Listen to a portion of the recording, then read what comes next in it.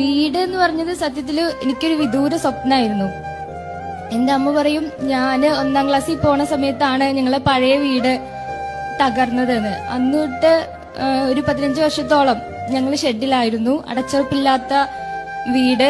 എന്റെ ആഗ്രഹം പഠിക്കണം എന്നുള്ളതായിരുന്നു, ഭാഷ പഠിക്കണം. പക്ഷെ ഞങ്ങളെ പ്രദേശത്ത് ഭാഷ പഠിക്കാനുള്ള സൗകര്യമില്ല. പിന്നെ എനിക്ക് അഡ്മിഷൻ കിട്ടുന്നത് കോഴിക്കോടാണ്. അപ്പൊ അമ്മേനെ ഈ ഒരു വീട്ടിലിട്ടിട്ട് പോവാൻ എനിക്ക് പറ്റിയിരുന്നില്ല. അപ്പോ അമ്മ എന്നെ തൊട്ടടുത്തൊരു സെൽഫ് ഫിനാൻസിങ് കോളേജിൽ കഷ്ടപ്പെട്ട് പഠിപ്പിച്ചു.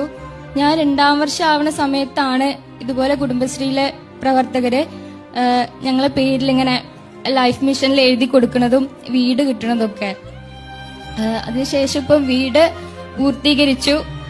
ഇപ്പൊ എന്റെ അമ്മേനെ ആ വീട്ടില് സുരക്ഷിതമായിട്ട് നിർത്തിക്കൊണ്ട് ഞാൻ ഇപ്പൊ തുടർന്ന് പഠിക്കുന്നു. എന്റെ ആഗ്രഹം പോലെ തന്നെ ലൈഫ് മിഷൻ പദ്ധതിന്റെ മുന്നേയും ഭവന പദ്ധതികള് നമ്മുടെ നാട്ടിലുണ്ടായിരുന്നു. സത്യം പറഞ്ഞ പേടിയായിരുന്നു. കാരണം നമ്മൾ വീട് പൂർത്തീകരിക്കാന് കട എടുക്കേണ്ടി വരുമോ, അതല്ല നമ്മൾ ഒരാളെ കണ്ടെത്തി പൈസയൊക്കെ കൊടുത്തു കഴിഞ്ഞാൽ അയാൾ നമ്മളെ പറ്റിക്കോ.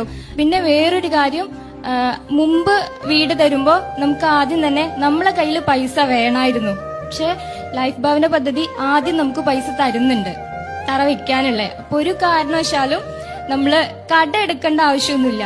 നമ്മള് ഓരോ ഘട്ടവും പണി പൂർത്തീകരിക്കുമ്പോൾ അതൊന്ന് ഫോട്ടോ എടുത്ത് വിഒനെ കാണിക്കണം. അതുപോലെ ബാങ്കിൽ പോയിട്ട് പൈസ ഒപ്പിട്ട് വാങ്ങിയിട്ട് അത് കൊടുക്കണം. ഈ ഒരു കാര്യം മാത്രമേ ഈ ഒരു വീട് നിർമ്മാണ പദ്ധതിയിൽ ഞാൻ അറിഞ്ഞിട്ടുള്ളൂ.